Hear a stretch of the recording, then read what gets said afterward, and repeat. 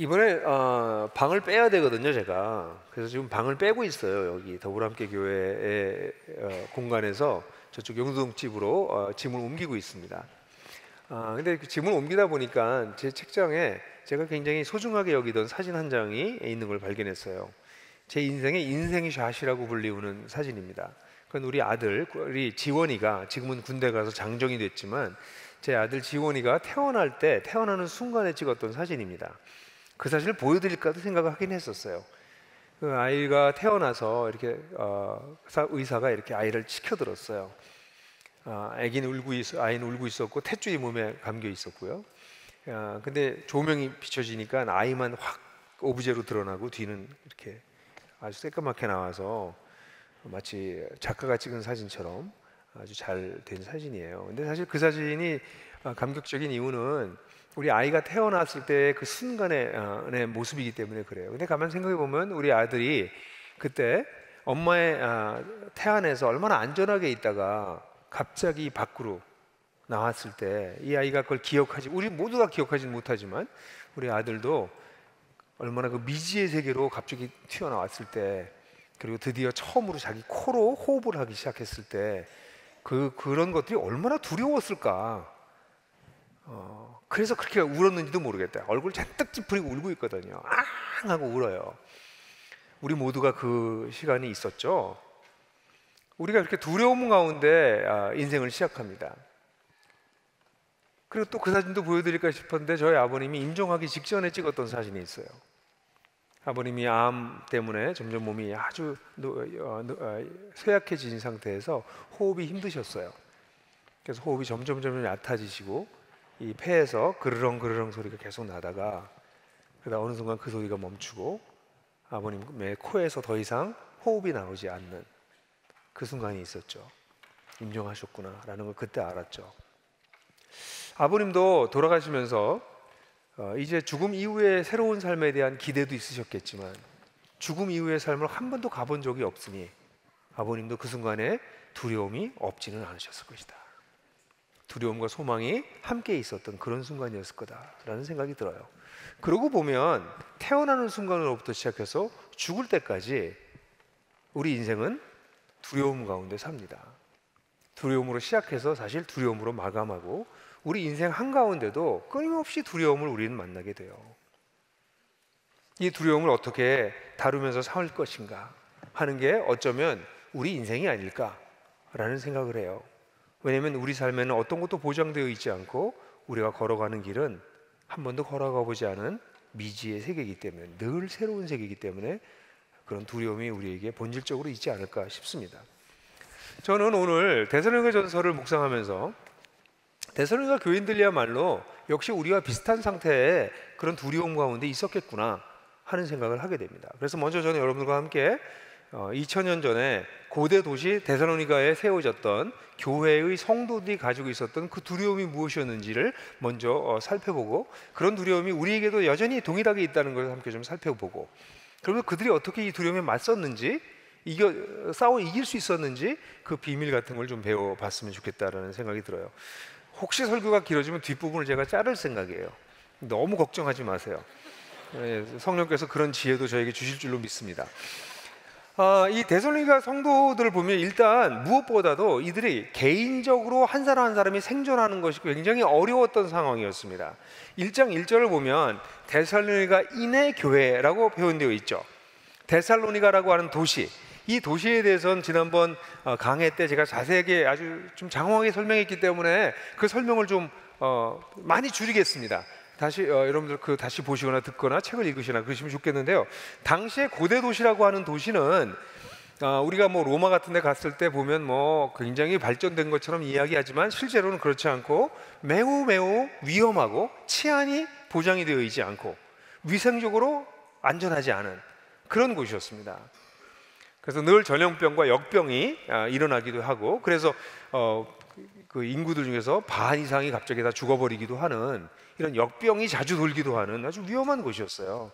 하수구 없었고요, 상수도 뭐 좀 있었다고 하지만 늘 오염된 물이 흘러가서 깨끗한 물을 마실 수 없는 그런 곳이었습니다. 오늘은 그 많은 것들 중에서 한 가지만 한번 생각해 볼까요? 주거 환경에 대한 얘기를 좀 해볼게요. 왜냐면 오늘날 도시에 사는 우리들도 주거 문제가 큰 문제니까.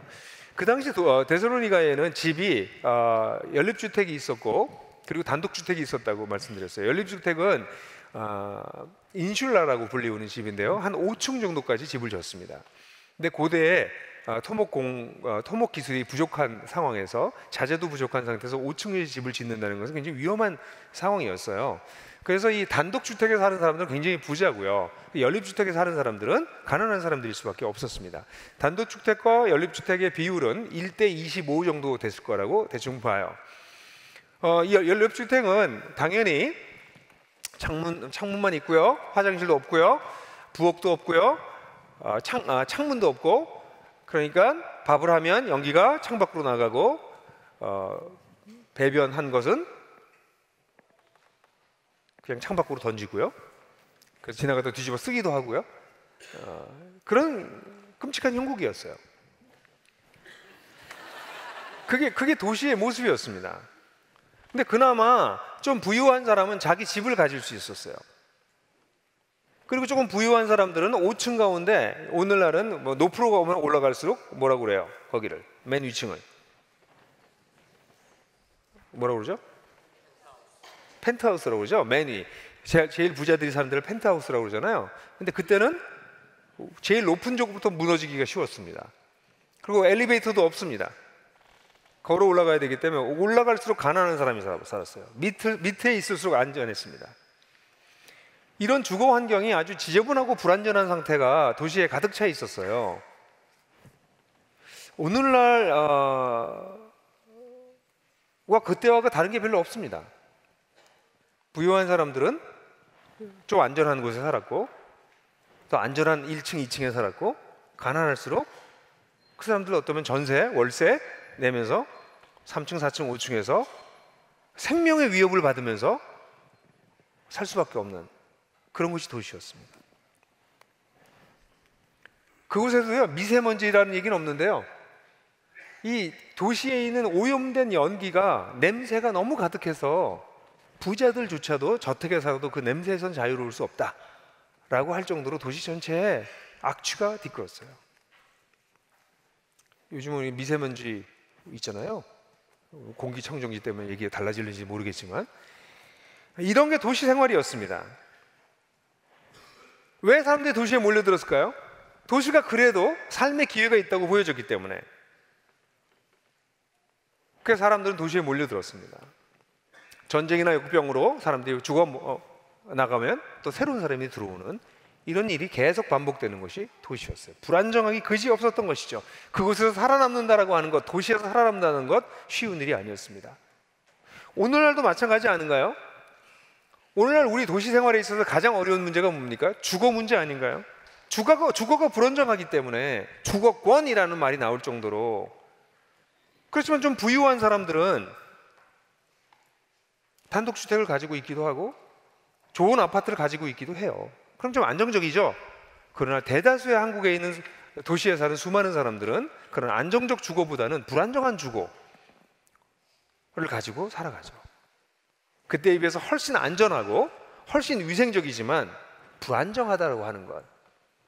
그래서 언제 어디로 쫓겨나갈지 모른다라고 하는 두려움은 그 시절에 데살로니가 사람들이나 오늘날 도시에 살고 있는 사람들이나 크게 다르지 않은 것 같아요. 이런 얘기를 하면 이 도시적 상황에 대해서 할 얘기가 굉장히 많지만 제가 그런 얘기는 여러분들 더 상상에 좀 맡겨드리고 싶어요. 정치 사회적으로 굉장히 불안정했고요, 경제적으로 불안정했고 그런 곳이 도시였습니다. 지금도 그렇습니다. 이런 개인적 생존 자체가 위협받았을 뿐만 아니라 데살로니가에 막 세워진 이 공동체 자체도 생존하기가 굉장히 어려웠습니다. 이 공동체의 얘기를 이렇게 우리가 데살로니가 전서를 살펴보게 되면 그 역사를 약간 재구성하면서 그 사회적 상황을 약간 살펴볼 수 있는데, 일단 이 교회는 시작될 때부터 아주 어려움 가운데 시작됐어요.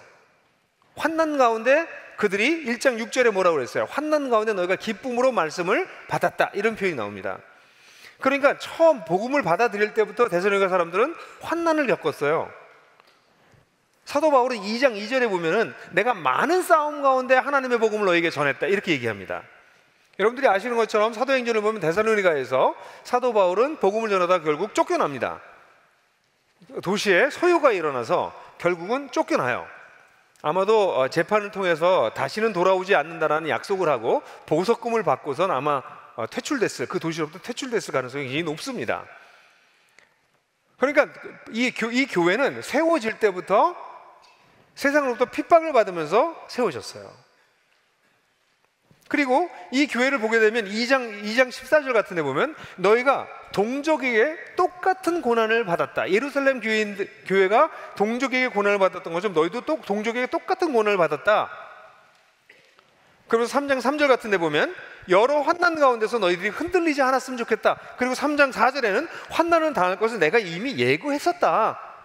그러니까 이 얘기를 잘 들어보면 이 공동체는, 기독교 공동체는 시작될 때부터 환난 가운데서 시작되었고 진행되는 가운데서도 계속 환난을 겪을 것이다. 그리고 너희는 동족 가운데서도 고통을 당했고 앞으로도 계속 당할 거야 라고 바울이 얘기하고 있다는 것이죠. 왜 그럴까요? 이 왜 환난이라고 하는 것이 기독교 공동체에 마치 트레이드 마크처럼 보일까요? 오늘날은 그렇지 않은데요. 데살로니가 교회가 세워질 때부터 진행되는 과정에서 계속 환난을 겪은 이유는 세상과 다르게 살았기 때문입니다. 세상을 지배하고 있는 이데올로기를 따르지 않았기 때문입니다. 그 우상을 따르는 동족들과 동일한 삶의 방식을 따라가지 않았기 때문입니다. 세상 사람들과 다른 방식의 삶을 살 때 외부적인 공격이 적극적, 소극적으로 있게 마련입니다. 오늘날은 그래도 시민사회가 돼서 관용이라고 하는 것이 미덕이 됐지만 고대 사회에서는 우리랑 다 똑같이 안 살아? 우리가 사는 방식으로 안 살아? 우리 도시가 사는 방식으로 안 살아? 하면 더 직접적이고 폭력적인 공격을 당할 수 있었습니다. 그렇지만 오늘날도 가만 생각해 보면 상황이 이렇게 다르진 않습니다. 여러분 생각해 보세요. 복음을 전할 때 그것이 쉬운가요? 복음을 전하는 것도 사실은 오늘날 싸움 가운데 일어나는 것입니다. 싸우지 않고선 복음을 전할 수 없습니다. 그 뭐 싸운다고 해서 뭐 멱살 잡고 주먹질을 한다는 얘기가 아니죠. 여러분, 오늘날 여러분들이 복음을 전하시는 삶을 살려고 한다면 여러분의 시간과 에너지를 거기 쏟으셔야 됩니다. 그냥 전도지나 슬쩍 던지는 것은 전도가 아닙니다. 어느 사람에게 복음을 전하려고 하면 여러분들이 시간과 에너지를 쏟아야 되며 어쩌면 그런 복음을 전하는 걸로 인해서 여러분들이 그 꽉 막힌 그리스도인이라고 환자라고 취급을 당할지도 모릅니다. 복음을 전하는데 오늘날 나이스하게 아무렇지도 않게 고상하게 복음을 전할 수 있습니까? 아닙니다. 늘 복음 전하는 것은 어렵습니다. 오늘 복음을 전하지 않기 때문에 사람들이 환난을 겪지 않는 것입니다. 사도 바울은 이 교회가 시작될 때 환난 가운데 복음이 시작됐다, 내가 많은 싸움 가운데 복음을 전했다라고 하는 것은 바울의 독특한 경험이 아니라 모든 복음을 전하는 사람들이 시대를 불문하고 경험하게 되는 어려움입니다. 그뿐만 아니라 그들이 다른 종류의 삶을 살려고 할 때 주변에 있는 이웃들이 너 왜 그러는데? 그러지 마. 우리랑 같이 놀아. 그들의 삶의 방식을 우리에게 요구할 겁니다. 근데 우린 그렇게 살지 않기로 했어. 나에게 다른 공동체가 있어. 그럼 여러분들이 어떤 때는 그런 말이면 공격을 당하지 않을 수 없을지도 몰라요. 물론 오늘날 교회는 그냥 종교 제도가 돼서 일주일에 한 번 가서 예배 드리면 뭐 아주 잘하는 거죠. 일요일만 빼먹지 않으면 잘하는 거라고 얘기를 하죠. 헌금만 11조만 하면 대단한 거라고 이야기하죠. 그러나 우리가 발견한 기독교는 그런 것이 아니었죠. 하나님을 발견했기 때문에, 하나님이 아버지가 됐기 때문에 하나님 없는 세상에서 살아내기 위해서 공동체를 이루어서 함께 살아가려고 하잖아요. 가정교회요? 왜 가정교회를 해야 되는데요? 내가 살아남기 위해서 그런 건 아닌가요? 근데 주말에 여러분들이 가정교회를 한다고 생각해 보십시오.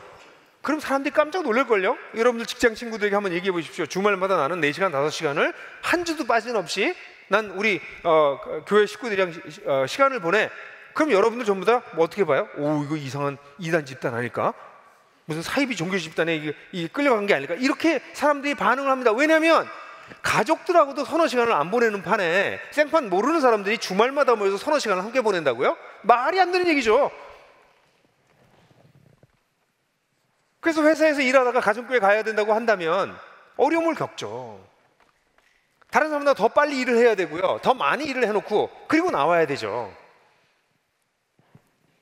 여러분,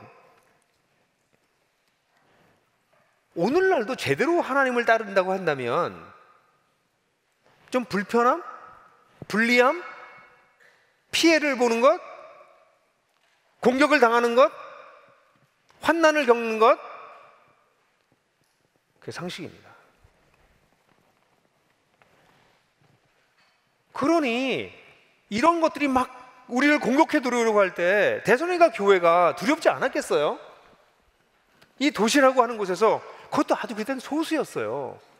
소수의 사람들끼리 모여서 우리끼리 그렇게 신앙생활을 하려고 할 때 사람들, 도시 전체가 돈 왜 그렇게 사는데? 이상한 애들이야. 왜 우리 방식대로 안 사는데? 했을 때 얼마나 억압감을 느끼고 사방에서 죄오는 느낌을 가셨을까요? 지금 뭐 크리스천이라도 많기라도 하죠. 그때는 우리 혼자, 우리가 뭐 잘못된 게 아닐까? 그런 두려움이 왜 없겠어요? 조금 딴 면도 한번 생각해 볼까요? 지금 이 도시는 굉장히 가난했습니다. 좀 이따도 얘기하겠지만 마게도니아라고 하는 이 지역의 이 데살로니가가 특별히 가난한 도시 중에 하나였어요. 오늘날도 마찬가지입니다. 그들이 모여가지고 헌금을 하고 헌금을 통해서 가난한 자들 돕고 하는 게 데살로니가에 일어났는데, 그런 일을 하는 게 정말 우스운 거죠. 세상 사람들이 볼 때 이상한 거죠. 오늘날도 보십시오. 교회의 재정은 점점점 어려워집니다. 교회에 헌금하는 것이 복을 받는 수단이라고 생각돼서 헌금이 굉장히 많이 거친다는 표현을 쓴다는 게 말이 안 되는데 그 말을 쓰더라고요. 목사님들도 헌금이 거칠 때가 있었어요. 거칠 때가. 근데 이제는 재밌는 거는 과거보다 훨씬 우리가 더 잘 살게 됐는데도 불구하고 사람들이 헌금을 하지 않습니다. 헌금에 대한 기복적인 생각에 문제가 있다는 것을 성도들이 발견한 면도 있지만, 오늘날은 자신과 자신의 가정을 위해서 소비를 해도 나의 재정이 부족한 판입니다. 10년, 20년, 30년 전에 그 없는 살림에 돈을 근검 절약해서 돈을 모아서 교회에 갖다가 바치는 행위는 이제는 사라졌습니다. 그러고 보니까 근검 절약이라는 단어가 여러분 굉장히 오래간만에 듣지 않으십니까? 오늘날 이 시대는 근검 절약이라는 단어가 없어졌습니다. 지금 여기서 내가 소비를 해야 됩니다. 나를 위해서. 그게 이 시대를 지배하고 있어요. 그런데 우리가 우리 공동체와 이 공동체에서 가난하고 약한 자를 돕기 위해서, 그래서 교회가 든든히 세워지기 위해서 헌금을 더하자? 뭔 소리야. 지금 내 돈도 모자라. 나 지금 카드빚이 잔뜩 있는데도 이거 갚을 것도, 그러고 나 사야 될 게 더 아직도 많이 남았어. 나 핸드폰도 바꿔야 돼. 새로 나온 걸로 스마트폰 바꿔야 돼. 이런 것 속에서 아니야, 우리는 하나님 나라를 발견했으니까 다른 종류의 삶을 살자고 라고 하는 것은 바보 같은 소리처럼 들립니다. 돈 얘기는 하지 마세요. 교회에서 자본이 신이 된, 만몬이 신이 된 이 시대에는 그리스도인끼리 경제 얘기는 하면 안 됩니다. 각자 알아서 살아야 돼요. 이런 것 속에서 살려고 할 때 얼마나 어려움을 겪습니까? 동일한 환란이 지금도 있습니다. 다만 우리가 피해갈 뿐이죠. 뿐만 아니라 이 데살로니가 교회가 진짜 이 교회 자체로서 생존하기가 어려웠던 이유 중에 하나는 전문 사역자가 부재했던 것입니다. 2장 17절 같은 경우에 보면 여러분과 우리가 분리됐다 이렇게 얘기해요. 분리됐다라고 하는 단어를 제가 어떻게 설명했었어요? 분리돼서 너희가 고아가 됐다.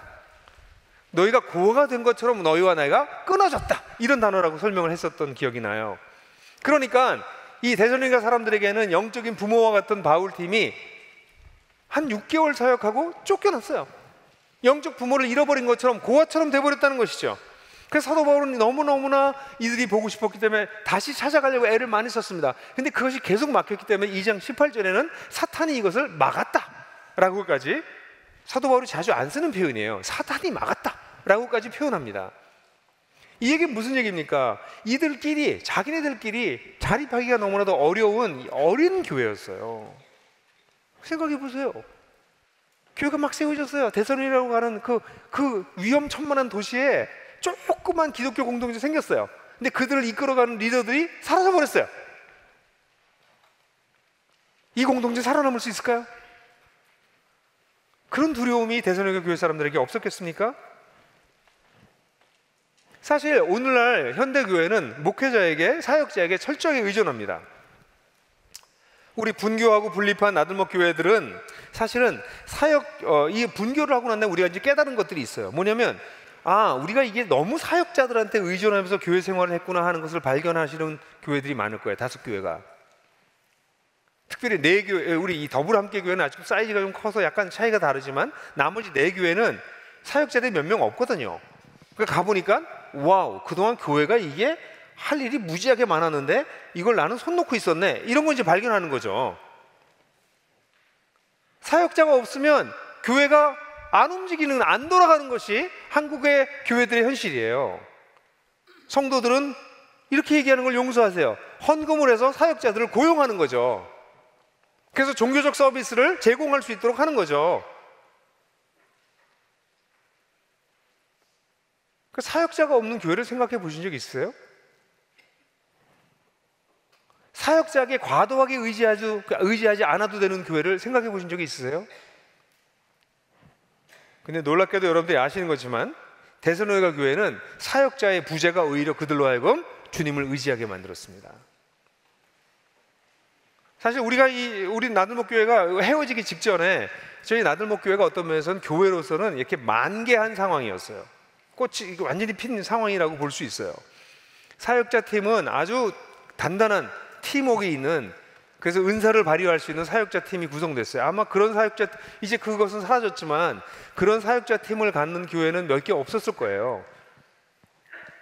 그냥 서울에 몇 개 없었을 거예요. 아니, 전 세계도 많지 않았을 거라고 봐요. 그렇게 굉장히 좋은 사역자 팀을 가지고 있었거든요. 근데 그 사역자 팀이 다 흩어져서 지금 되고 있어요. 이게 될까?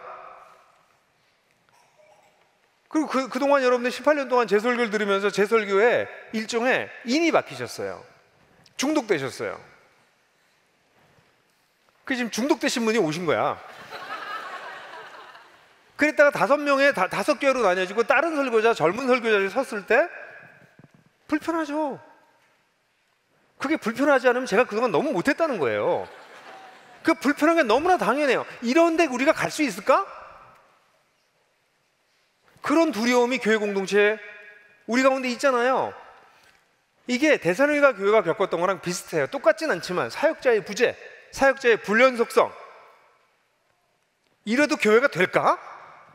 그런 두려움 그들이 있었죠. 그뿐만 아니라 한 걸음 더 나간다면 그 공동체 안은 아직 리더십이 확립되지 않았고 성도들도 미성숙했던 걸로 보여져요. 5장 12절을 보면 지도하며 훈계하는 자를 알아봐라, 이렇게 나옵니다. 여기 지도한다라고 하는 단어가 한 발 앞서 걷는다라는 단어라는 뜻이라고 제가 말씀드린 적이 있어요. 그러니까 앞서서 이끌미로 살아가고 있는 그 지도자들을 좀 알아봐라 라는 얘기는 뭐냐면, 거꾸로 얘기하면 그 교회에서 리더들을 인정하지 않았던 거죠. 너랑 나랑 비슷비슷했는데 네가 나보다 예수 좀 먼저 믿었다고, 당신이 나보다 나이가 좀 더 들었다고, 당신이 앞서 나가면서 우리들 훈계한다고? 리더를 인정하지 않는 거죠. 리더십이 아직 확정되지 않았다는 것을 상상할 수도 있고 이 본문을 통해서도 알 수 있는 거죠. 뿐만 아니라 이렇게 되니까 아마 데살로니가 교회 내에서도 약간의 불화가 있었던 걸로 보여져요. 그 5장 13절 가운데 뭐라고 나와요? 갑자기 화목하라고 얘기를 해요. 지도자와 훈계하는 자들 잘 알아봐라, 리더를 얘기하고 난 다음에, 그리고 난 다음에 화목하라. 약간의 분쟁의 불씨 같은 것이 있었을 가능성이 많습니다. 리더를 인정하지 않는 그런 상황이었던 것 같아요. 그러니까 이 교회는 굉장히 불안정한 거예요. 리더십도 안정되지 않았고 성도들은 미성숙했습니다. 사실 오늘날도 그래요. 오늘날 교회가 굉장히 불안정해지고 있는 이유는 이 수직적 구조, 건강하진 않았지만 권위 구조를 가지고 있었던 교회들이 수평적 구조로 바뀌고 있기 때문에 그래요. 그러니까 건강한 권위를 배운 적도 없고 본 적도 없고, 그러니까 다 비슷비슷해진 거예요. 거기다 이 시대가 꼰대라는 단어를 쓰면서 이제 어른이 사라지고 있는 시대입니다. 저는 꼰대는 없는 게 좋다고 생각해요. 꼰대가 뭘까요? 그 단어 참 듣기 싫어요. 이제 그죠? 이제 나이가 제 나이쯤 되면 이제 그 단어가 이제 불안해져. 네? 근데 자기가 다 알고 자기가 다 경험했고 자기 말이 다 맞고 뭐 이런 게 꼰대잖아요. 근데 그런 꼰대는 사라지는 게 맞지만 꼰대가 사라지는 것과 함께 어른도 사라져요. 이 시대에 어른도 사라집니다. 좀 오래 사는 것이 아무런 의미가 없어요. 그래서 점점 공동체 속에서는 리더를 인정하지 않는 문화가 강화되고 있습니다. 그러니까 리더를 인정하게 만들려면 좀 다른 메커니즘을 가지고 들어와야 돼요. 건강하지 못한 메커니즘을. 그래서 이런 상황 속에서 교회는 데살로니가 교회도 그랬을 뿐만 아니라 현대교회는 더 많은 어려움이 있습니다. 목소리가 큰 사람이 교회를 좌지우지하려고 하는 경향이, 돈을 좀 가진 사람이 교회의 터줏대감들이 교회를 좌지우지하려고 하는 경향이 이곳저곳에서 나타납니다. 오늘 한 자매가 저를 찾아왔는데 3년 전에 미국에 이민이 아니라 결혼하고서 간 자매예요. 3년 전에. 근데 자매가 와서 얘기하면서 이제 어느 교회 다니니? 뭐 그랬더니 미국 교회를 다닌대. 그래서 너 영어가 되나 보다. 그래서 영어가 안 돼도 미국 교회를 다녀요. 왜 그러니? 그랬더니 그 지역에 한국 교회가 3개가 있는데요. 다녀봤는데 다 싸워요. 이민교회 가보니까 그 도시에 한국 교회가 3개, 한인 교회가 3개가 있는데 3교회가 전부 분쟁 중에 있다는 거죠. 제가 말은 안 했지만 속으로 예언할 수 있었어요. 곧 6개쯤 되겠군. 미국의 이민교회들은 계속 분쟁을 해서 1개가 2개가 되고 2개가 4개가 되는 그런 놀라운 재생산을 이루고 있어요. 웃을 일이 아니에요. 끔찍한 일이죠. 왜 그런 일들이 벌어져요? 어른이 없어요. 리더가 인정받지 못해요. 리더가 세워지지도 않아요. 그게 지금 이 데살로니가 교회가 겪고 있는 문제, 그 문제가 막 이렇게 싹이 나려고 하는 그런 위험성이 있었기 때문에 바울은 지도자들을 알아보고 너희가 서로 화목해라 라고 얘기하고 있는 것이죠. 그러니 이 공동체가 생존할 수 있을까 과연? 한번 생각해 보세요. 개인적으로도 살아남기가 어려운 그런 도시이지만 이 교회 자체는 어때요? 환란이 끊임없이 오고 있고요. 밖에서 공격이. 이걸 이끌어줄 수 있는 전문 사역자들은 부재하고요. 교회 자체가 리더십을 가지고 이끌어주고 따라갈 사람, 이런 시스템도 만들어지지 않은 상태의 교회예요. 여기에 한 가지 더 두려움을 덧붙여 봅시다. 그리스도인들 개개인으로서도 그리스도인으로 생존하는 것도 두려웠을 거로 보여져요. 3장 5절에 보면 유혹하는 자가 너희들을 유혹한다 이런 표현이 나와요.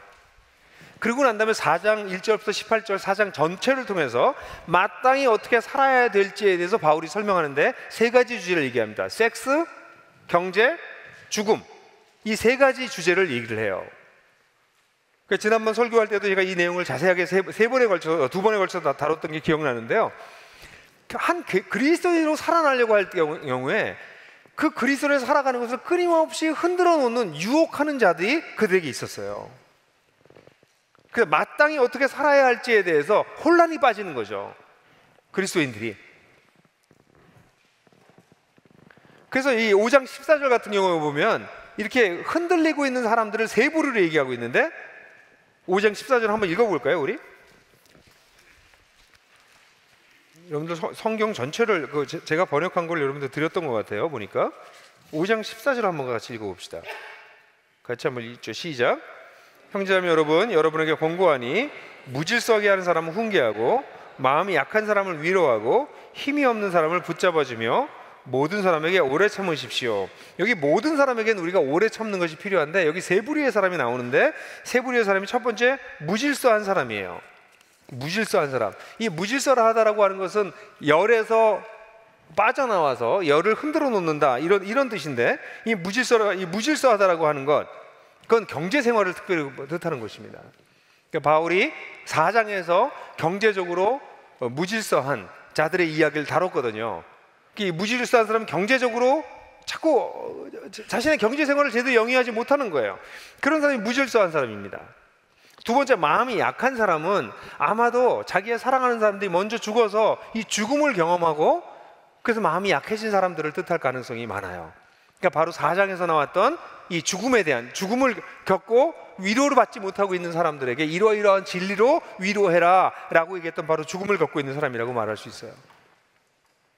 그 다음에 힘이 없는 자, 3번째 나오는 자는 여기에 자기의 몸을 존중하게 다뤄라, 이 얘기는 제가 3번째 날 토요일 날 조금 더 다룰 거라고 보여지는데, 이게 자기 몸을 할 때 그 몸이라고 하는 스큐스라고 하는 단어가 아내라고 우리나라 말은 대부분 번역했지만 저는 이게 남성의 성기를 완곡어법으로 쓰는 것, 표현한 것이다 라고 설명했던 걸 여러분들 기억하실지 모르겠어요.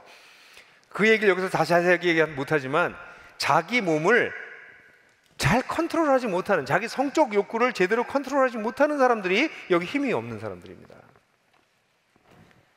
이 얘기는 무슨 얘기냐면 우리가 살아가고 있는 도시 속에서, 문화 속에서 우리는 끊임없이 경제 생활이 흔들리게 만드는 유혹을 받고 살아요. 사실 경제적인 문제가 오늘 얼마나 많은 사람들에게 짐이 됩니까? 그냥 쉽게 생각하면 경제 수준이 작으면 작은 대로 살고 많으면 많은 대로 잘 살고 그러면 되는데 그게 안 되는 거예요. 그게 절대 쉬운 얘기가 아닌 거죠. 그래서 경제 생활과 관련돼서 사람들이 자기의 대우가 흔들려버리는, 인생의 대우가 흔들려버리는 그런 사람들을 우린 많이 봐요. 내가 그럴 수 있어요. 그럼 나는 그리스도인이 잘 살 수 있을까? 질문이 생기죠. 두려움이 생기죠. 여기 죽음이라고 하는 것은 그 당시에는 죽음이 굉장히 많았어요.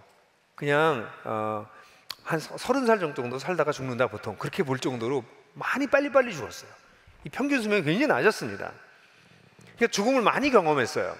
근데 오늘날은 죽음을 좀 다른 각도에서 봐야 돼요. 오늘날은 의료의 발전으로 인해서 죽음이 굉장히 유보되고 미뤄졌습니다.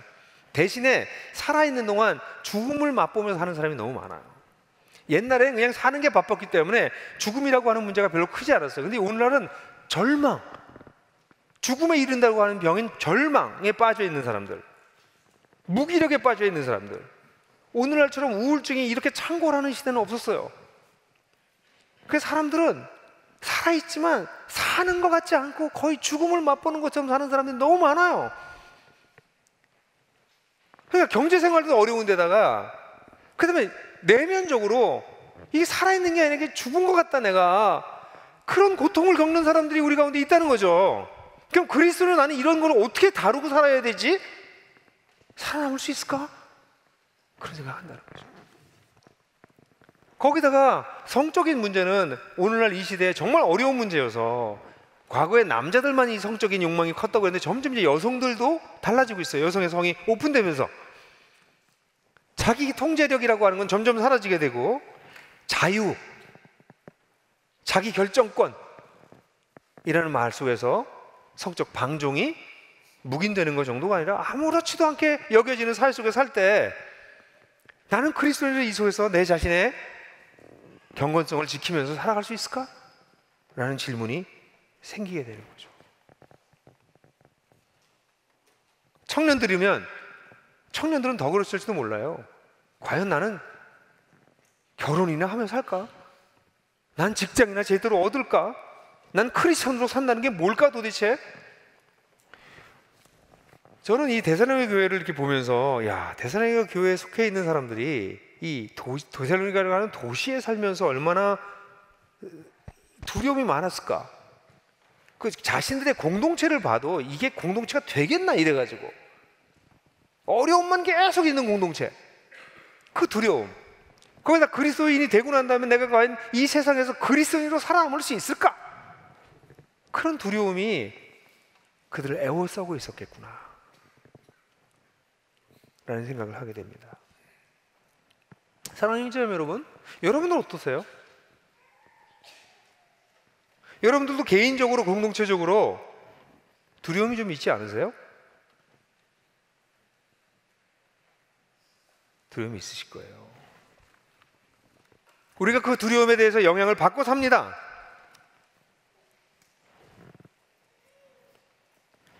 제가 보기에는 만약에 우리가 이 깨진 세상을 살면서 두려움이 없다면 그게 오히려 심각한 문제라고 생각해요. 난 도시 속에 살지만 주거 문제가 아무렇지도 않아. 난 큰 집에 살고 있고 아파트도 평수가 넓어. 난 유산이 있어. 만약에 그것 때문에 여러분들이 편안한 마음을 가지고 있어서 두려움이 없으시다면 여러분은 이미 이 세상의 가치관에 함몰된 사람입니다. 그 재산이 여러분들을 지켜주지 못하는데도 불구하고 그 재산이 여러분들을 지켜줄 거라고 믿기 때문에 두려움이 없는 것이죠. 걱정 안 해도 되는 것이죠. 자기가 걱정하지 않아도 자기가 사랑하는 형제자매들이 어려움을 겪고 있는데 그건 그 사람 팔자소관이고 라고 생각한다면, 그래서 염려도 두려움도 없다면 이미 우리 이 시대에 넘어가 버린 사람이죠. 공동체가 어떻게 교회가 다 그래요. 교회가 뭐 이렇게 건강하게 되고 뭐 교회가 뭐 생존하고 그냥 가서 예배 잘 드리고 설교 잘 들으면 되지 뭘 교회에 대해서 뭐 이렇게 기대를 해? 이런 사람들이라면 이미 교회가 종교 조직으로 그냥 마음을 위로해주는 기관 정도로 전락해버린 사람이기 때문에 교회가 건강하게 생존하는 것에 대해서 두려움이 없는 거죠. 뭐 교회가 밤낮 그렇지 뭐. 두려움이 없을 수 있어요. 그리스도인으로서 내가 살아남을 수 있을까? 내가 그리스도인으로서 정말 가치 있는 의미 있는 삶을 잘 살 수 있을까? 라는 두려움이 없으시다면 어쩌면 이미 세상 가치에 의해서 잡아먹혔기 때문에 경제생활이든 섹스의 문제든 아니면 자기 내면에 있는 여러 가지 갈급함과 절망의 문제든 이거 다 그런 거야 세상이. 그럼 두려움이 없을 수도 있어요. 저는 오히려 두려움을 느끼게 되는 환경이 두려움을 못 느끼는 환경보다 낫다고 생각해요. 두려움을 못 느낀다는 얘기는 우리가 살고 있는 세상을 직면하지 않았고 세상으로부터 이미 오염됐다는 것을 뜻할 가능성이 많아요. 기독교는 처음부터 환난 가운데 복음을 믿게 되고 동족들에게 고난을 당하는 것이 어쩌면 보편적 경험이라고 말할 수 있을 정도로 부대끼고 어려운 게 기독교예요. 그렇잖아요. 하나님이 없는 세상에서 우리가 하나님을 믿게 됐는데 하나님 없이 온통 돌아가고 있는 세상 속에서 내가 아무렇지도 않다고요? 거꾸로 생각해 보세요. 여러분 아버지랑 어머니를 무지무지하게 욕하고 무시해버리고 하는 세상 속에서 여러분들이 사는데 아무렇지도 않다고요? 그게 가능해요? 내 부모를 무시하고 내 부모를 함부로 대하고 그 욕하고 모든 사람이 욕하고 있는 세상 속에서 나는 아무렇지도 않아요? 하나님 없는 세상에서 그리스도인이 산다는 것은 어려운 일입니다. 거기다 데살로니가 교회는 소수였고요. 오늘날도 기독교인이라고 하는 사람이 다수처럼 보이지만 진짜 예수를 믿고 따라가려고 하는 사람들은 소수로 보입니다. 그러니 만약에 여러분 가운데 여러분들의 개인적인 삶이나 그리스도인의 삶이나 여러분들의 공동체의 삶에 있어서 난 두려움이 별로 없어요 라고 하시는 분은 믿음이 너무 좋아서 주님을 신뢰하고 있거나 아니면 세상을 직면하지 않고 세상에 오염됐을 가능성이 많아요. 감히 이렇게 말할 수 있을까요? 여기서는 두려워하는 자가 차라리 복이 있습니다. 두려워하지 않는 자보다. 그러나 바울은 두려움을 권장하지 않아요. 기독교는 두려움을 권장하지 않습니다. 성경에 나오는 가장 많은 명령어가 두려워하지 말라라고 하는 말은 이미 여러분들이 잘 알고 계십니다. 데살로니가 교인들도 데살로니가 교회도 이런 두려움으로 둘러싸여 있었지만 두려움에 굴복하지 않았습니다. 그 대표적인 말씀이 데살로니가서 3장 8절입니다. 한번 같이 읽어볼까요? 강의 안에 있습니다. 시작. 여러분이 주 안에서 굳게 서 있으니 이제 우리는 산 것입니다. 바울이 안도하고 있어요. 바울이 데살로니가 교회가 이렇게 너무나도 어려운 상황 속에서 두려움 가운데 있었기 때문에 바울도 걱정하고 있었어요. 그러다 바울이 디모데를 보내서 디모데로부터 소식을 듣고 난 다음에 안도해요. 와, 살았다. 내가 안심이 돼요. 너무 좋아. 고마워. 그 이유가 뭐냐면 여러분이 주 안에서 굳게 서 있으니 라는 거예요. 굳게 서 있었기 때문입니다. 여기 굳게 서 있다라고 하는 표현은 성경에 굳게 서 있다는 표현이 몇 번 나오는데요. 고린도서 16장 13절에는 믿음에 굳게 서서, 빌립보서 1장 22절에는 일심으로 서서, 갈라디아서 5장 1절에는 그러므로 굳게 서서 다시 종의 멍에를 매지 말며, 데살로니가 후서 2장 12절에는 굳게 서서 말로나 우리 편지로 가르침을 받은 그 유전을 잘 지켜라 이렇게 얘기합니다. 굳게 선다라고 하는 것은 그리스도인들이 세상에 밀려서 요동하지 않고 딱 서 있는 모습을 보여주고 있어요. 이 사람들은 두려움에도 불구하고 맞서 서 있었던 거예요. 두려움이 없는 것처럼 얘기하는 게 아니라, 두려움이 없는 것처럼 얘기하는 것이 아니라, 두려움을 직면하지 않고선 회피하는 것이 아니라 두려움 앞에 굳게 서 있는 모습인 것입니다. 이것은 에베소서 4장 14절에 믿음의 어린 사람들을 표현하는 것과 대조적입니다. 에베소서 4장 14절 한번 같이 읽어볼까요? 시작. 우리는 이 이상, 거기 없어요? 우리는 이 이상 더 어린아이로 있어서는 안 됩니다. 우리는 인간의 속임수나 간교한 술수에 빠져서 온갖 교훈의 풍조에 흔들리거나 이리저리 밀려다니지 말아야 합니다. 굳게 서 있는 것의 반대는 요동치는 것입니다. 이리저리 흔들리는 것입니다. 세상의 풍조와 세상의 가치관에 의해서 흔들리는 것입니다. 근데 이들은 두려움이 있었어요. 외적 조건이 어려웠어요. 환난이 끊임없이 있었어요. 교회는 빈약했어요. 교회는 생존할 수 있을지 없을지 몰랐어요. 개개인이 여기서 살아남을지도 자신이 없을 정도로 유혹이 많은 도시 속에 살았어요. 그런데 그들은 굳게 서 있었습니다. 맞섰어요. 요동하지 않고 맞서 싸웠습니다. 맞서서 서 있었다는 것이죠. 도대체 어떻게 이렇게 어려운 상황 속에서, 도시 공동체 속에서 이 그리스도인들이 이런 생존의 위협을 계속 받으면서, 두려움을 받으면서 세상에 맞서서 굳게 서 있을 수 있었을까요? 놀랍게도 그 비결은 아주 짧은 단어에 나와요. 주 안에. 여러분이 주 안에 굳게 서 있다고 얘기하고 있어요. 빌립보서 4장 1절 같은 경우에도 주 안에 서라 이렇게 표현하고 있고요. 이 내용은 제가 금요일 날 조금 더 얘기할 거예요. 진리에 천착한다는 것이 무엇인가에 대한 얘기를 할 때 좀 더 깊이 이야기할 것이지만, 오늘 이 주라고 하는 단어에 집중하고 싶어요. 주라고 하는 단어는 여러분들이 아는 것처럼 큐리어스라고 하는 단어예요. 큐리어스라고 하는 이 단어는 황제를 칭할 때 쓰는 단어예요. 근데 바울은 우리 주 예수 그리스도, 새로운 큐리어스가 생기셨다. 황제가 아니라 새로운 주가 계시다. 바로 근데 그 주 안에서 너희가 든든히 섰구나. 그래서 내가 참 마음이 놓여. 이렇게 얘기하고 있는 거예요. 당시에 황제는 세상을 지배하고 있는 이데올로기의 상징이었습니다. 로마는 이 황제를 신격화했고, 이 황제를 주인이라고 여기는 한 다른 어떤 종교도 다 인정해 줬어요. 로마는 이 황제 이데올로기 밑에서 로마가 제공하는 번영과 평화를 그 사람들이 누릴 수 있다고 이야기했습니다. 아는 것처럼 로마, 팍스 로마나가 바로 그 얘기죠. 로마의 평화. 그러나 여러분들이 아시는 것처럼 그 로마의 평화는 가짜였습니다.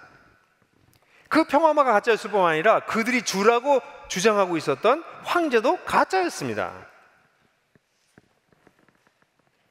그리스도인은 누구입니까? 세상을 지배하고 있는 이데올로기, 그 가짜 주인을 알아차리고 진짜 주인이신 하나님께 돌아온 자들이 우리 그리스도인들입니다. 여기 주 안에서 서 있다라고 하는 단어는 그렇기 때문에 가볍게 지나갈 수 있는 표현이 아닙니다. 그분이 나의 주인이시다. 그분 안에 내가 서 있다. 그럼 어떤 일이 벌어지겠어요? 그분이 나의 주인이시면 그분이 나를 보호하신다는 얘기예요. 말할 수 없는 평안감, 안전함이 거기 있다는 것이에요. 어떤 두려움이 몰려와도 난 그분 안에 있어요. 황제 안에 있다. 그것도 대통령이 요즘 힘이 너무 없어 보이던데, 대통령 안에 있다. 그거 별로 안 맞는 것 같아요. 근데 황제 안에 있다. 황제가 내 편이다. 그럼 끝난 거잖아요. 근데 그 가짜 황제, 가짜 주인이 아니라 진짜 주인이신 하나님 안에 내가 서 있다. 와, 이거 그냥 상상해 보세요. 엄청난 평안함이 있지 않겠어요? 자신감이 있지 않겠어요? 위로가 있지 않겠어요? 안전감이 있지 않겠어요? 근데 왜 그게 없죠? 왜 수많은 그리스도인들은 데살로니가인처럼 주 안에서 굳게 서 있다고 할 때 그 주 안이라고 하는 단어가 별 의미가 없죠? 주님, 주님, 기도할 때마다 주님, 주님이라고 하지만 그 주님이라고 하는 단어가 왜 그리스도인들에게 의미가 없는 것이죠? 그분 안에 서 있다는 것 때문에 바울은 마음이 안도가 된다고 얘기했는데 왜 그런 것들이 우리에게는 없는 것이죠? 그것은 아마도 첫 번째, 진짜 그 주님께 돌아오지 않았기 때문일지 모릅니다. 여러분이 잘 아는 것처럼 데살로니가서 1장 9절에 보면 어떻게 여러분이 우상을 버리고 하나님께로 돌아와, 여기 하나님, 우상을 버리고 하나님께 돌아오는 것, 이것이 회심입니다. 근데 하나님께 돌아오지 않고 여전히 우상을 가지고 있다면, 다르게 말하면 하나님께 돌아와서 교회를 다니고 목사까지 돼도 숨은 우상의 지배를 당하고 있으면, 그 숨은 우상이 결국 나를 이끌고 있으면 사실은 회심이 온전하지 않은 것이죠. 부분적 회심이거나 아니면 회심을 안 했을 가능성도 있는 거죠. 왜 주님 안에 있는 것이 그토록 안전감과 평화와 두려움이 없는, 걸거침이 없는 자유함을 허락하지 못하는가? 적지 않은 사람들은 아직 우상을 버리지 않았기 때문입니다. 주님께로 돌아오겠다고 결단하지 않았기 때문입니다. 나들목에서 세례식을 중요하게 여기는 이유가 뭐예요? 그걸 결단하는 것입니다. 완전하게 변화됐다는 것을 뜻하는 것이 아닙니다. 돌아섰다는 것입니다. 주님을 향해서 그걸 사람들 앞에서 공포하는 거죠. 전 이제 다시 돌아서지 않습니다. 난 주님의 은혜를 받아서 주님 앞으로 돌아선 자입니다 라고 하는 것을 선언하는 것입니다. 그리고 여러분들 가운데 세례를 받지 않고 적당히 크리스찬 삶을 살려고 하시는 분들은 생각을 고쳐먹으십시오. 나의 믿음을 공적으로 선언하셔야 됩니다. 나는 주님께로 돌아선 사람입니다. 비록 부족하지만. 많은 사람들이 일단 첫 번째 이 안전함을 누리지 못하는 이유는 진짜 돌아서지 않았기 때문입니다. 두 번째는요, 진짜 돌아섰다 할지라도 그에게 피하지 않고 자기만 의지하기 때문에 그렇습니다. 뭐 영화에 그런 영화 가끔 나오잖아요. 뭐 이렇게 뭐 힘 있는 뭐 이렇게 뭐 깡패든 장수든 그런 사람이 딱 쓰면 그 뒤에 딱 졸개들이 숨잖아. 근데 이 사람이 안 도와주고 자기 혼자 나가서 싸우려고 하다가 두드려 맞잖아요. 많은 그리스도인들이요, 주님 그 아래 숨어 있지 않아요. 그분 안에 피하지 않아요. 그리고 자기 힘으로 나가서 싸워요. 그러니까 주 안에 선 것이 아니라 자기 힘으로 서요. 그럼 무너지죠. 그리스도인 삶은 무엇입니까? 주 안에서 서는 법을 배우는 것입니다. 주 안에서 사는 것이 무엇인지를 배우는 겁니다. 근데 여전히 자기 힘으로 살아가는 삶의 방식을 살아가고 있으면 그럼 당연히 배우지 못하죠. 당연히 던든히 쓰지 못하죠. 아까 우리가 불렀던 찬송가 얼마나 좋아요. 그 우리 할머니가, 돌아가신 할머니가 늘 부르시던 노래였어요. 새벽에 이렇게 일어나 보면 저 거실 끝에 할머니가 웅크리고 앉아서 이렇게 흔드시면서 부르셨어요. 주 안에 있는 나에게 딴 근심이 있으랴. 저는 우리 할머니가 그 노래 부르는 거 되게 싫었어요. 왜 밤낮 저 노래만 하고 계시나, 아침마다. 근데 지금 보니 야, 이게 대단한 노래구나. 주 안에 있는 나에게 딴 기심이 있으랴. 내가 그분한테 피했으니, 그분이 대장인데, 그분이 내 앞에 딱 서 계신데, 여기서 그리스도인들이 말할 수 없는 자유함을 누려요. 진짜 그분 뒤에 숨으면 그분이 내 주인이신데, 다 그분이 알아서 다 커버하실 건데, 나는 그냥 그분 뒤에 잘 숨어 있고 그분 잘 따라가면 되는 거죠. 까불지 말고. 그런 자신감이 생기는 거죠. 뭐 여러분들도 아시겠지만, 글쎄 제 얘기를 뭘 좀 예를 들어서 여러분들한테 좋은 예를 들을까 이런 생각을 하다가, 뭐 제가 요즘 계속 종북 좌파 얘기 듣는 건 아시죠? 제가 종북이래요. 근데 어쨌든 종북 좌파 빨갱이 목사 뭐 이런 말들을 막 갖다 쓰더라고요, 사람들이. 근데 그게 많은 분이 걱정을 하시더라고요, 저한테. 또 제가 페이지를 열었어요. 그랬더니 페이지에 또 그 친구들이 와서 막 하고 보니까 막 놀랍더라고요. 뭐 좋아요가 거기만 막 90개가 붙어. 그러니까 때로 와서 하고 가는 거죠. 그러니까 이게 이제 그분들은 그렇게 사시나 봐요. 그게 뭐 라이프 스타일이신가 봐. 그러지 않고서 어떻게 그렇게 하겠어요? 딴 데는 좋아요가 3개 붙었는데 여기는 90 몇 개가 붙었어. 근데 말도 안 되는 글인데. 근데 이제 예를 들어서 이런 일들이 있을 때 염려가 되죠. 염려가 할 수 있겠죠. 근데 뭐 별로 두려워할 건 없잖아요. 그래서 우리 스텝 중에 하나가, 목사님 이걸 블로그를 할까요? 페이지에서 이제 블로그를 하고 오지 못하게 할까요? 그래서 놔둬, 재밌잖아. 아니 이런 사람들의 얘기들도 계속 나오게 놔둬, 그냥 괜찮아. 목사님 괜찮으시겠어요? 왜 내가 어떤데? 주 안에 있는 나에게 그 딴 근심이 없지. 누가 딴 사람이 뭐라고 하든 무슨 상관이에요. 사람들의 평가는 늘 틀려요. 저한테 칭찬하는 거에도 제가 그래서 별로 이렇게 감동을 못 받아요. 잘못 짚었거든. 제가 그렇게 훌륭하지 않거든요. 제가 알아요. 남의 칭찬이든 남의 비난이든 뭐 그렇게 중요하지 않잖아요, 주 안에 있는 사람들에게는. 그래서 주 안에 피하는 법을 배워야 됩니다. 물론 처음에는 이게 금방 배우는 건 아니죠. 처음엔 불안하기도 하고 화도 나고 억울하기도 하고 뭐 이런 게 있겠죠. 그래서 주 안에 피하는 즐거움을 누리기 시작하면 세상살이는 그런 거야. 세상에서 오해받는 게 당연한 거야. 선을 행하다가 고통당하는 게 당연한 일이야. 악을 당해도 선으로 갚고 그리고 손해보는 게 우리의 삶이야. 이런 걸 우리가 이제 배우기 시작하잖아요. 아멘, 안 하면? 배우기 시작하잖아요. 그죠? 그러면 거기에서 이게 주 안에 피한다는 게 이런 거구나, 주 안에 선다는 게 이런 거구나 알게 되는 거죠. 그뿐만 아니라 세 번째로는 주 안에 있게 되면 주님의 섭리를 믿기 시작해요. 지금 당장 문제가 많은데 이거 도대체 이거 죽을 것 같아, 이 문제 때문에. 근데 세월이 지나면 이 문제가 넘어간다는 사실을 배우기 시작해요. 합력하여 선을 이룬다는 게 뭔지를 정말 알기 시작한다고요. 그러니까 주님의 섭리, 주님의 주권을 의지하기 시작하는 거예요. 그게 주 안에 있는 것이에요. 그런 것들을 배우기 시작하면 어려움이 와가지고 막 죽을 것 같아도 어떤 생각해요? 지나가. 지난번에도 그랬어. 물론 이것도 지금 이렇게 쉽게 얘기하는 건 쉬운 거 아니에요.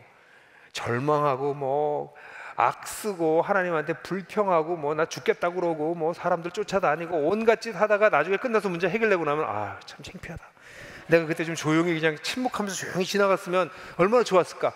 다음번에 어려움이 있으면 내가 그냥 입 다물고 조용히 걸어가야지. 이렇게 하고 난 다음에 다음번에 또 어려움이 오면 또 난리치고 그거 한 서너 번, 한 10년, 20년 하고 나면 좀 나아져요. 아니 사람이 그렇다고요. 그게 뭐 그렇게 하겠다고 되냐고. 근데 진짜 주님의 섭리와 주님의 주권을 인정하고 믿기 시작하면 주 안에서 우리가 어떻게 돼요? 든든히 서기 시작해요. 어려운 일이 와도 지금 숨 넘어갈 것만큼 어려운 것처럼 보여도 이거 별거 아니야, 지나가, 이러시지 않은 거죠. 이제 여기 여러분들 한 가지 더 얘기하고 싶어요. 두 가지 더 있어요. 한 가지 더 있어요. 뭐냐면 여기 하나님이 주라고 하는 것에서 왜 많은 사람이 평안함을 못 느끼냐면 그분이 주인이시면 나는 종이에요. 둘로스, 그 단어는 종이란 단어가 아니라 slave란 단어예요. 노예란 얘기예요. 많은 사람들이 주님이라고 고백하면서 자기는 종이 아니야, 노예가 아니야, 자기 정체성의 변화가 일어나지 않은 채로 주님이라고 부르면 주님 괴로워하세요. 내가 주인이야? 근데 너는 네가 꼭 주인처럼 행동하는구나. 내가 노예이고 넌 네가 원할 때 내가 움직이길 바라고 네 뜻대로 내가 움직이길 바라잖아. 여러분들은 여러분들이 노예라는 사실을 아십니까? 누구의 노예요? 그리스도의 노예입니다. 인간의 노예가 되는 것은 굴욕적인 것이지만 하나님의 노예가 될 수만 있다면 이건 최고의 영광입니다. 많은 사람들이 주 안에서 서지 못하는 이유는 자기가 여전히 주인이기 때문입니다. 자기가 종의 의식이 없는 거죠. 요즘 제가 훈련하고 있는 것 중에 하나입니다. 그냥 어딜 가든 나는 종이다. 자꾸 앞에 나서게 되고 나이도 들게 되고 리더 위치에 있게 되고 그러니까 제가 종이 아닌 것처럼 자꾸 생각해요. 어딜 가도 제가 리더거든요. 어디 가든 난 종이다. 주님의 종이다. 자기 정체성의 변화. 특별히 여기서 주님을 섬긴다라고 하는데 이 섬긴다는 단어가 둘류오, 그래서 노예처럼 된다, 노예로 섬긴다, 이런 뜻입니다. 근데 둘로스라는 단어의 동사형이에요. 그러니까 주님을 섬긴다는 얘기는 그 단어 자체가 주님께 내가 노예같이 된다는 얘기예요. 그게 여러분들 굴욕적이세요? 아이고 뭐 저기 사랑하는 남녀들도 내가 당신의 사랑의 노예가 될게요 뭐 이러잖아. 예? 사랑하는 사람에게 노예가 되는 것은 기쁨이에요. 근데 하나님께 날 그렇게 사랑하는 분에게 노예가 된다고요? 영광스러운 일이죠. 근데 그 노예의, 내가 하나님의 노예라고 하는 의식이 있냐고요. 이런 의식을 갖게 되면 그 다음으로 반드시 연결됩니다. 그게 뭐냐면 노예 의식을 가지고 있는 사람은 자기가 하고 싶어서 하고 하기 싫어서 안 하고 하지 않습니다. 하나님이 맡겨준 일이면, 맡기신 일이면 하기 싫어도 하고 힘들어도 하고 안 될 것 같아도 해고. 왜냐하면 노예에겐 자유가 없습니다. 하나님께서 맡기신 일에는 자유가 없어요. 그리고 그들은 결과를 하나님께 맡깁니다. 그래서 주 안에 선다라고 하는 것은 그 단어 자체가 엄청난 함의를 우리에게 주는 것입니다. 이거 하다가 말고 저거 하다가 말고, 그건 종이 아니어서 그렇습니다. 그 사람의 노예가 아니어서 그렇습니다. 근데 노예의 특징은 하고 싶거나 말거나 주님의 뜻에, 그 주인의 뜻에 순복하는 것입니다. 여기에 자유함이 있습니다. 많은 사람의 두려움과 불안은 자기가 누구인지를 잊어버리고 자기가 해야 할 일을 하고 있지 않을 때 우리에게 다가옵니다. 근데 진짜 내가 종이라는 걸 알면 겁날 게 없습니다. 저에게 어떤 분들이 그러세요. 목사님은 어떻게 교회를 5개로 나누고 마음이 편해요? 걱정 안 되세요? 전 정말 걱정 안 됩니다. 아니요, 걱정은 돼요. 걱정 안 된다는 건 뭐냐면 제가 걱정해봤자 소용없다고 생각해요. 염려되는 부분은 있어요. 그게 어떻게 없겠어요. 근데 이 교회가 내 교회가 아니잖아요. 이 교회가 제 비즈니스가 아니잖아요. His business. 그분이 주인이잖아. 전 제가 할 만큼 했잖아요. 그럼 저는 이제는 뒤로 물러서서 이제 여기서 또 해야 될 걸 하는 거지. 이걸 어떻게 제가 책임지려고 들겠어요? 종이? 기껏해야 종인데. 그래서 종은 집착하지 않아요. 종은 과도한 염려하지 않아요. 결과에 매이지도 않아요. 자기 몫을 그냥 최선을 다하는 걸로 오케이. 거기서 뭐가 있을까요? 자유함이 있어요. 자유함. 여러분, 저는 여러분들한테 이 맞설 수 있었던 첫 번째 비유가 뭐라고요? 주 안에 있었다는 거. 주 안에 있다는 얘기는 진짜 회심했다는 거고요. 진짜 그분한테 피하는 법을 배우는 거고요. 그분의 섭리와 주권을 정말 인정하는 것이고요. 자기 정체성을 알아서 주인의 뜻에 따라서 하고 싶고 하기 싫고가 아니라 그냥 순복하는 삶을 배우기 시작했을 때 주 안에 굳건히 서게 됩니다. 이렇게 주 안에 굳건히 선 사람은 자기 주변에 몰려오는 온갖 두려움, 개인적인, 공동체적인, 사회적인 어려움들, 두려움에 맞설 수 있습니다. 왜냐하면 그들이 주 안에 있기 때문에. 그뿐만 아니라 여기 한 가지만 더 얘기해 보면 이 맞설 수 있는 두 번째 이유는 데살로니가전서 3장 13절에 있어요. 한번 같이 읽어볼까요? 시작. 여러분의 마음이 굳세어져 우리 주 예수께서 당신의 모든 성도와 함께 오실 때 하나님 곧 우리 아버지 앞에서 거룩함에 흠이 없게 하시기를 바랍니다. 바울은 주 안에 굳세게 서 있는 데살로니가 교인들을 보면서 마음이 너무 놓였어요. 그러고 난 다음에 곧 8절에서 그 얘기를 하고 있는데 13절에서 여러분의 마음이 더 굳세져서 더욱더 굳세어지기를 기대해요. 그러면서 이 굳세어져서 언제까지 그렇게 되기를 바라냐면 모든 성도와 함께 예수께서 오실 때, 종말론적 소망을 얘기합니다. 우리가 맞설 수 있는 두 번째 이유는 이 종말론적 소망 때문입니다. 모든 성도와 함께 주님께서 오십니다. 우리가 살고 있는 하나님이 없는 세상이 현재 심판을 받으면서 하나님의 진노 밑에 있다가 완전한 심판으로 정화되는 그날이 올 것입니다. 여러분, 세상 속에서 유토피아가 일어날 거라고 기대하지 마십시오. 정치적인 여러 가지 영역에 대해서 관심을 갖고 참여해야 되지만 과도하게 거기에 에너지를 쓰지 마십시오. 세상에서 그런 일들이 온전하게 일어나지 않습니다. 될 수 없습니다. 주님이 오실 때 세상이 정화될 것입니다. 우리는 이 땅에 살면서 이웃을 사랑하는 마음으로 세상에 공의가 세워지길 바라는 간절한 마음으로 사회에 참여하지만 그 사회 참여가 세상을 그렇게 바꿔놓을 완전한 세상을 가져오지 못합니다. 좀 나은 세상을 가져올 뿐입니다. 그러므로 과도하게 거기에 편가르게 들어가지도 마시고 적절하게 하십시오. 이것이 종말론적 소망이 있는 사람들이 가지고 있는 자세입니다. 종말론적인 소망. 모든 성도와 함께 오시는 그날, 세상을 진짜 회복하시는 그날이 옵니다. 근데 그날에 어떻게 하라고? 종말론적 소망을 가진 사람은 하나님 곧 우리 하나님 아버지 앞에서 거룩함에 흠이 없게 하기를 바랍니다. 거룩함이 흠이 없는 거룩함에 이른데요, 그게 뭐예요? 이건 종말론적 소망은 종말론적인 책임감을 우리에게 가져다 줘요. 그냥 주님을 만난다 딸랑딸랑 하고 만나는 게 아니라 그날에 우리가 주님 앞에서 거룩함에 있어서 흠이 없는, 거룩함이 뭐예요? 하나님 닮는 것입니다. 이 땅에 우리들이 살아가는 삶의 목적이 무엇입니까? 하나님을 닮는 것입니다. 거룩함에 이르는 것입니다. 그 거룩함에서 흠이 없게 그 앞에 쓰려고 하는 것입니다. 여러분들이 지금 하고 있는 일이 그렇게 대단하게 중요하지 않아요. 이걸 빨리 놓으셔야 돼요. 여러분 하는 사역이든 뭐 지금 별내 가서 또 뭐 아파트하고 우리 뭐 엄청난 일, 그거 별거 아니에요. 지원센터 세우고 뭐 하나복하고 그거 별거 아니에요. 우리가 하고 있는 일 별거 다 아니에요. 내가 그를 닮아가지 않고 있으면, 내가 거룩함에 흠이 없어가지 않으면 그거 다 쓸데없는 일이에요. 사실은 그거 하면서 자기 잘난 척하고 자기 명예 내고 자기 권력 마음대로 움직여 보려고 하고 자기 뜻 성취하려고 하고 자기 꿈 이루려고 하고, 거룩함이 나타나지 않으면 인생 그냥 꽝이에요. 우리가 그러니까 이게 뭘 잘못된 걸 붙들고 있는 사람이 두렵다니까. 이게 안 될까 봐. 이거 내가 꿈꾸고 이렇게 애썼는데 안 될까 봐 두렵다니까. 그런데 마지막 날을 정말 바라보고 있는 사람은 그 마지막 날 제일 중요한 게 내가 그분을 얼마나 닮았느냐예요. 내가 얼마나 대단한 일을 해놨느냐가 아니고요.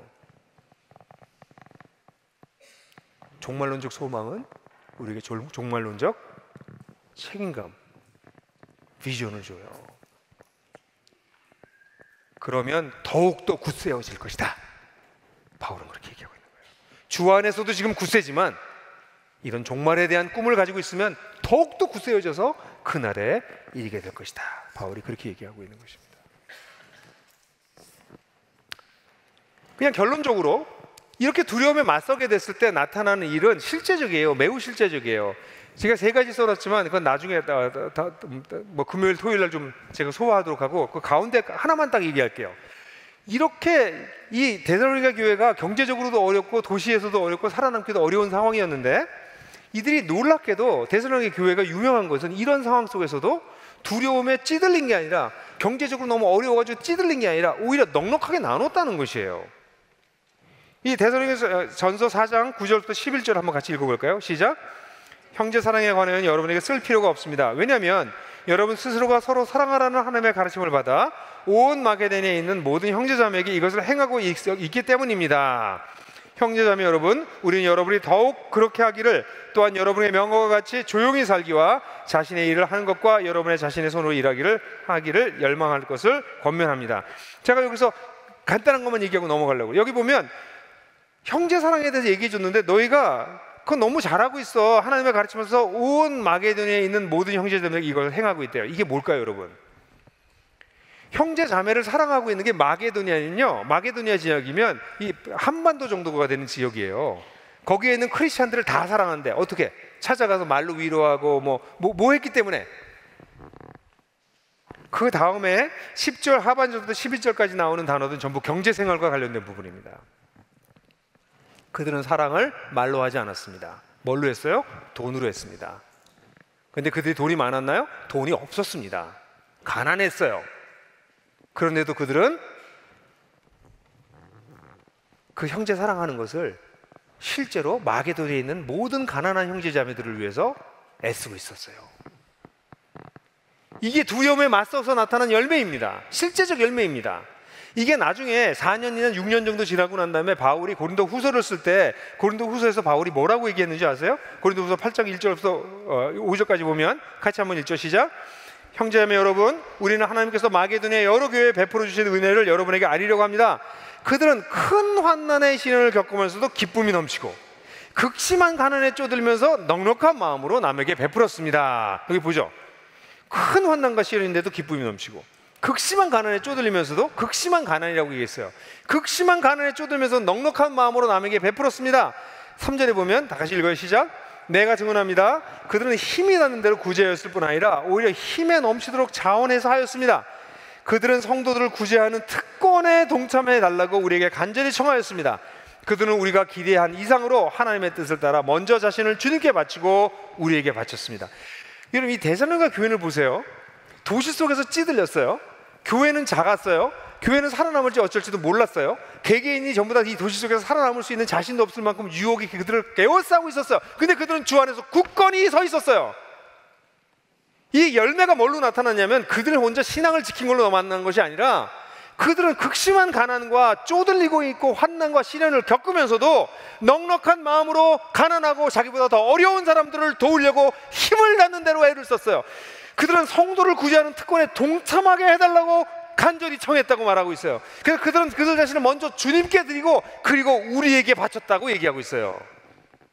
기독교는 말하는 종교가 아닙니다. 행하는 종교입니다. 두려움이 그들을 에워싸고 있었을 때 그들은 두려움에 맞서 싸웠고, 그 결과적으로 그들은 오히려 그들도 어려웠는데 더 어려웠던 형제들을, 마게도에 있는 더 어려운 형제들을 섬겼습니다. 이게 부자교회 고린도 교회를 향해서 바울이 얘기하고 있는 것이에요. 고린도 교회는 부자교회였습니다.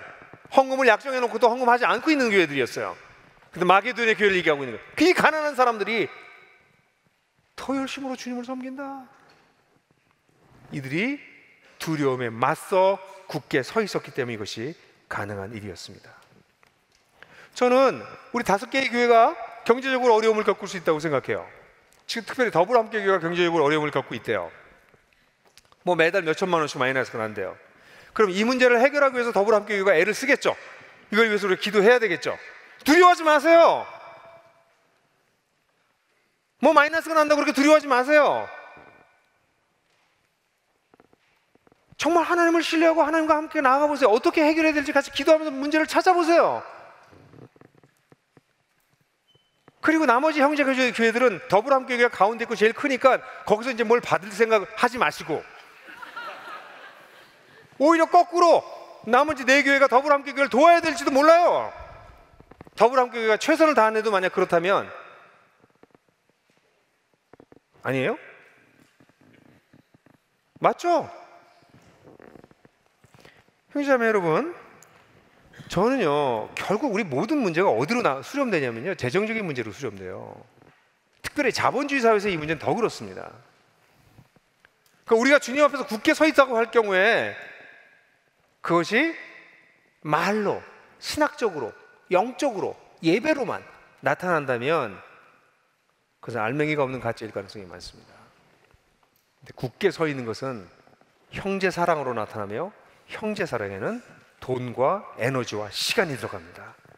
돈과 에너지와 시간을 쓰지 않는다면 그건 종교적 비약입니다. 근데 대단하게 교회는 놀랍게 이렇게 살았네요. 감탄할 만한 교회예요. 사랑하는 자매 여러분, 데살로니가전서 2장 1절에 바울이 이런 얘기를 해요.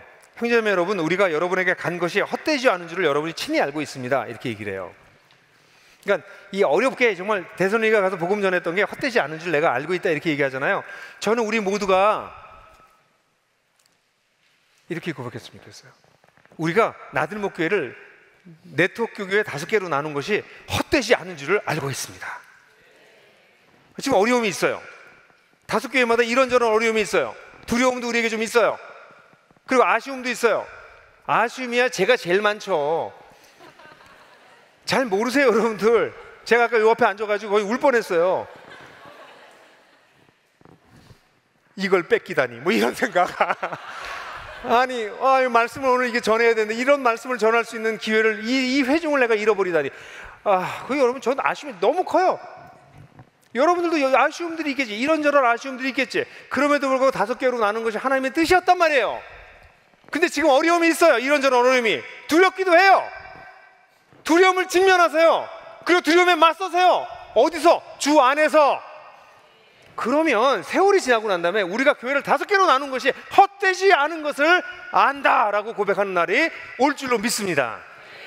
우리는 두려움을 맞서 싸우는 사람들입니다. 사랑하는 형제자매 여러분, 주 안에서 굳게 서십시오. 같이 기도하겠습니다.